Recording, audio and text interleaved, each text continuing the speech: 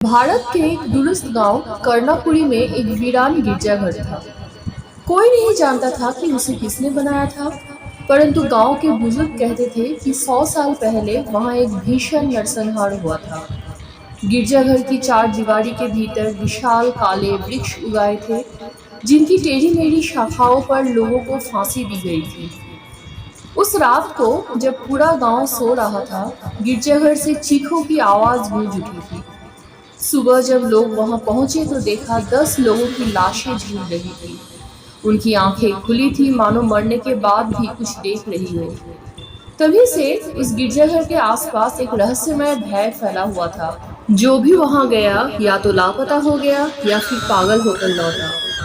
अरविंद, एक युवा पत्रकार, इस प्राचीन रहस्य को उजागर करने के इरादे से गांव आया था। उसकी जिज्ञासा उसे रोक नहीं पा रही थी। गांव वालों ने उसे बहुत समझाया, मत जा बेटा, वहां सिर्फ मौत है। लेकिन अरविंद नहीं माना। रात के समय जब गांव धुंध की चादर में लिपट गया था, अरविंद टॉर्च लेकर गिरजाघर की ओर बढ़ा। जैसे जैसे वो नजदीक आया, वातावरण भारी होने लगा। हवा में अजीब सी बास थी, जैसे सड़ी हुई लकड़ी और पुराने खून की मिली हुई गंध। गिरजाघर की टूटी फूटी दीवारों के बीच झांकते ही उसने देखा काले वृक्ष अब भी वैसे ही थे। उनकी शाखाएं हवा में हिल रही थी, जैसे उसे बुला रही हो। अरविंद ने गिरजाघर के मुख्य द्वार को धकेला। जंग खाई दरवाजा चरमराया और खुलते ही अंदर से ठंडी हवा का झोंका आया। भीतर एक पुराना क्रॉस झुका पड़ा था और फर्श पर खून के धब्बे अब भी हल्के हल्के दिखाई दे रहे थे। तभी एक आवाज गूंजी, मदद करो। अरविंद ने मुड़कर देखा, कोई नहीं था, पर दीवारों पर परछाइयां बनने लगी। बस सब लोग जो मारे गए थे, उनके चेहरे टिमटिमाते दिख रहे थे। और अचानक शाखाओं से फांसी के फंदे लटकते दिखाई दिए, जैसे उसे भी बुला रहे हो।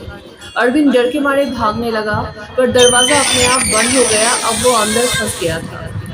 कंपकपाते हाथों से उसने कैमरा निकाला और रिकॉर्ड करना शुरू किया। तभी एक बूढ़ा साधु प्रकट हुआ, हवा में बिना धरती को छुए तैरता हुआ। उसकी आंखें लाल थी और शरीर जली हुई रस्सियों से बंधा था।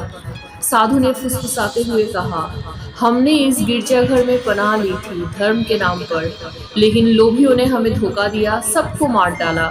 हमारे प्रेत इस जमीन से बंध गए हैं। अब जो भी आता है उसे हम बुलाते हैं ताकि हमारा दर्द बांटा जा सके। अरविंद कांपता हुआ बोला, मैं आपकी मदद कर सकता हूँ, कैसे? साधु ने एक भयावह मुस्कान के साथ उत्तर दिया, तुम्हें एक बलि देनी होगी, अपनी आत्मा की। अरविंद के सामने एक ही विकल्प था, आत्मा की बलि देकर इन आत्माओं को मुक्त कर देना या हमेशा के लिए इसी गिरजाघर में हिस्सा बन जाना।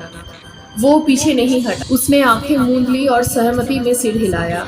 तभी वृक्षों से फंदे टूटे और एक रस्सी उसकी गर्दन के चारों ओर लिपट गई। अगली सुबह गांव वालों ने देखा, गिरजाघर के काले वृक्ष पर अरविंद की लाश झुली हुई थी।